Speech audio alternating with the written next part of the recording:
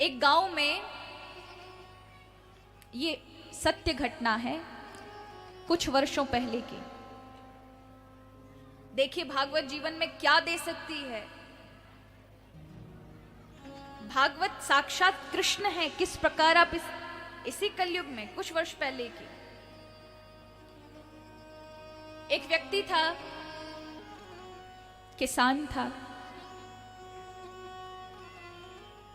इतना समय नहीं मिलता था बेचारा खेती बाड़ी करना और बैल आदियों को संभालना, गायों को संभालना, इसी में पूरा दिन व्यतीत हो जाता था। उसके गांव में भागवत कथा हुई। एक दिन रास्ते से जा रहा था, थोड़ी देर बैठ गया। वक्ता जी बोल रहे थे कि भागवत जो है भगवान कृष्ण का स्वरूप है। तिरोधाय प्रविष्टो अयम श्रीमद् भागवतारणम।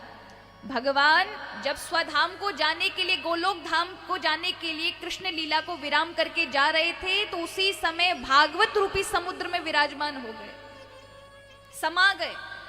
इसलिए तिरोधाय प्रविष्टोयम श्रीमद् भागवतारणम। भागवत भगवान का साक्षात स्वरूप है और भगवान के श्री मुख से कहा गया, इसलिए भगवता प्रोक्तम भागवतम। अब उसने सोचा कि भागवत जी का इतनी महिमा है, साक्षात भगवान कृष्ण इसमें समा गए हैं, कभी जीवन में हुआ तो मैं भागवत जी कराऊंगा। ऐसा संकल्प वहां से लेकर और अपनी खेती बाड़ी के काम में चला जाता है। ऐसा संयोग बना उसका कि 1 वर्ष के अंदर वो वृंदावन चला गया। कोई संग गया, उसके गांव के 2-4 मित्र, उन्होंने कहा कि इस बस के अंदर एक सीट खाली है, तू भी आ जा। वृद्ध चढ़ गया, मना ना कर पाया। और कहते हैं जिस पर प्रभु की कृपा होती तो कोई ना कोई राह प्रभु ऐसे भोले भक्तों के लिए निकाल देते हैं। यहाँ कई भक्तों की जिनकी कोई प्लानिंग नहीं होगी कथा में आने की, लेकिन भगवान को जब बुलाना होता है तो वो ऐसे आपके अंदर बैठ करके ले आते हैं। ऐसे ही समझो, ये सोच करके कि चलो देख के आते क्या हो रहा है वहां पर, और अपनी कृपा से खींच लेते हैं उन भक्तों। आज इस वृद्ध को भी खींच लिया। ये वृंदावन पहुंचा, दर्शन किए बिहारी जी के। अब वृंदावन में तो महाराज वक्ताओं की कमी है क्या? एक व्यास जी मिल गए इनको रास्ते में, पंडित जी। वक्ता को देख करके इन वृद्ध ने उनको प्रणाम किया और कहा कि भैया पंडित जी, व्यास जी एक बात बताओ, मैंने अपने गांव में कथा सुनी थी भागवत जी के बारे में। ये भागवत जी भगवान कृष्ण का स्वरूप बताया जाता है। ये भागवत जी को हम कैसे सुने? भागवत को अगर सुनना हो तो क्या खर्चा लगता है? ऐसे भोले भक्त ने पूछ लिया। पंडित जी ने कहा देखो, अगर पूरी भागवत सुननी है तो पूरे 1 महीना लगेगा, और यदि सार में सुननी है तो 7 दिन लगेगा।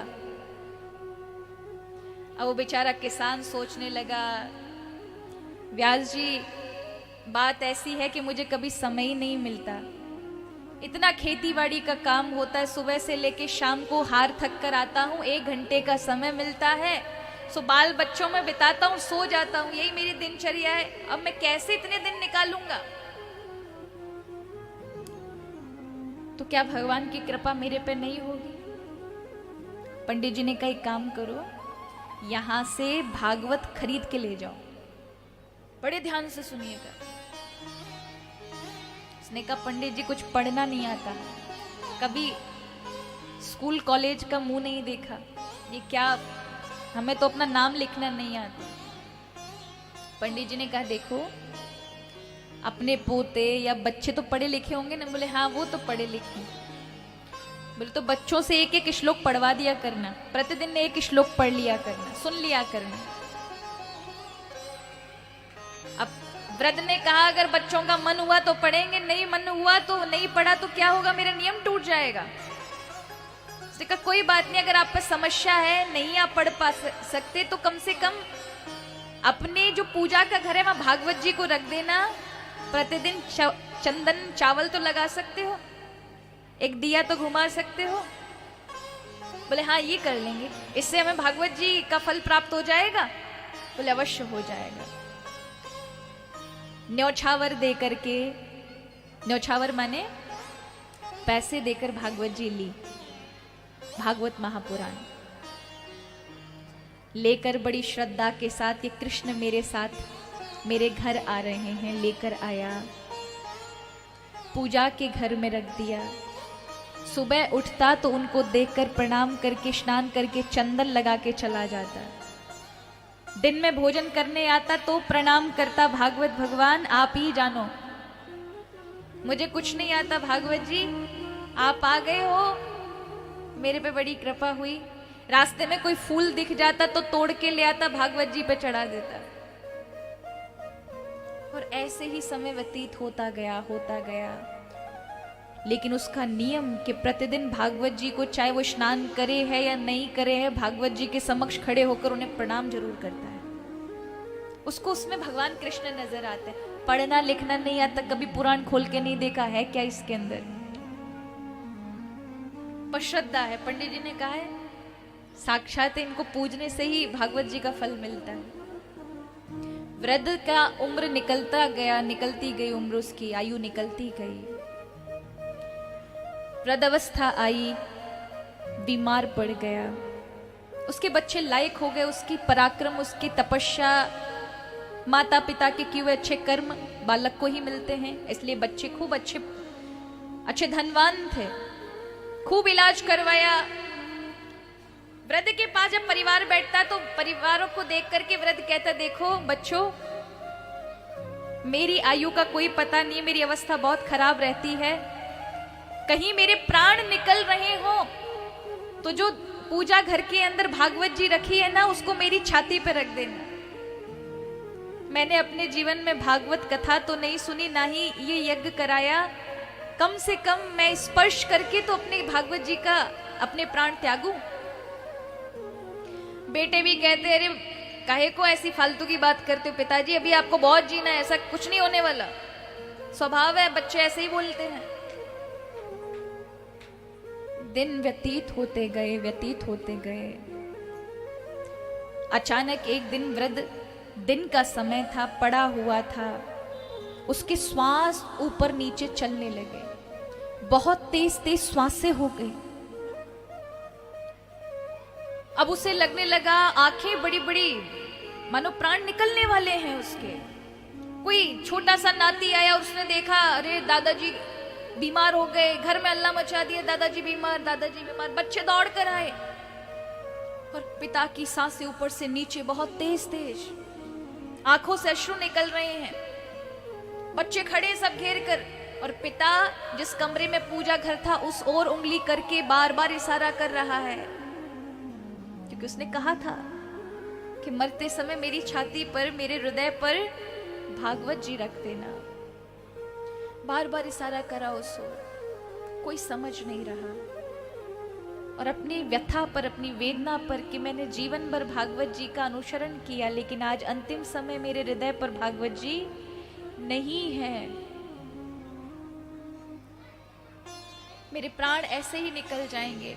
और पड़ोसी भी कहते हैं, अरे बाबूजी किसका क्या देख रहे हो, वो सोच रहे घर के बारे में, कह रहा है कि मेरे बिना घर कैसे रहेगा। अरे पिताजी सब हो जाएगा, आप चिंता मत करो बाबूजी, राम राम जपो, राम राम जपो। तुलसी डालने लगे, गंगा जल डालने लगे, लेकिन उस वृद्ध की उंगली बार बार उस ओर, पूजा घर की ओर।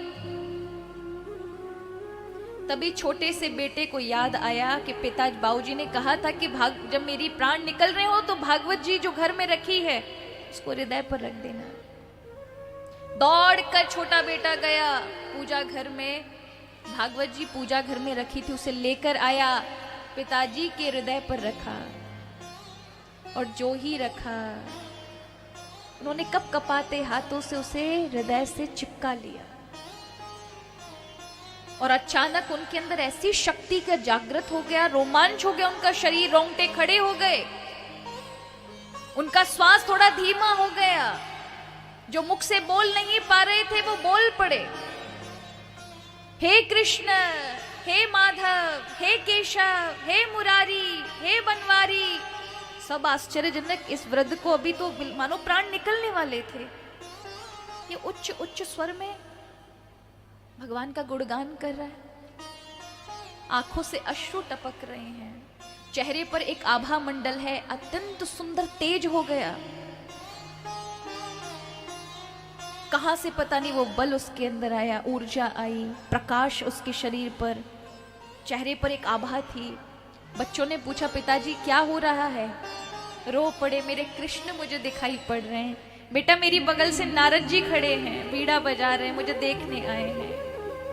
इस कथा के जो मुख्य वक्ता है ना, शुकदेव जी मेरे बगल से खड़े हैं, व्यास जी मुझे आशीर्वाद दे रहे हैं, और समक्ष मेरे कृष्ण कन्हैया लाल हैं जो मुझे दिख रहे हैं।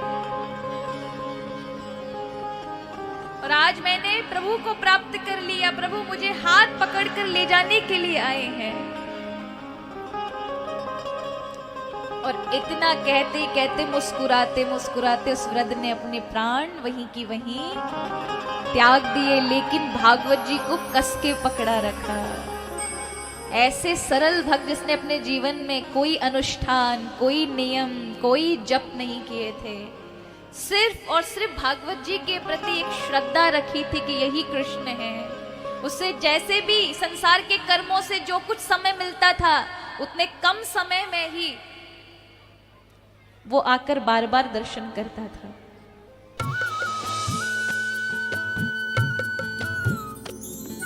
सर्वधर्म संगम, धर्म के सच्चे प्रहरी।